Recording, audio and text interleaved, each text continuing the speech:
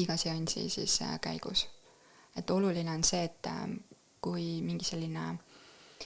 üleval on mingi hästi konkreetne selline seisund või häiriv seisund või emotsioon, näiteks viha või kurbus või siis ärevus näiteks, et siis esimene samm on ikkagi see, et see seisund leevendada ja siis saab liikuda step by step nii-öelda sügavamale. Et see on selles mõttes hästi klassikaline näide, mida kasutatakse, aga see on nagu reaalselt on nagu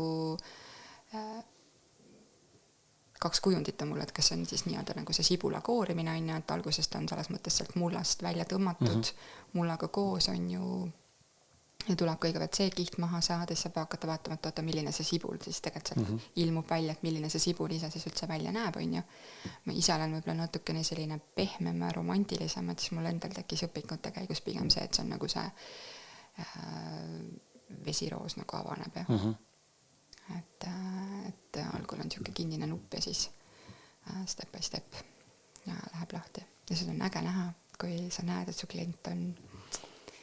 aja jooksul avanenud.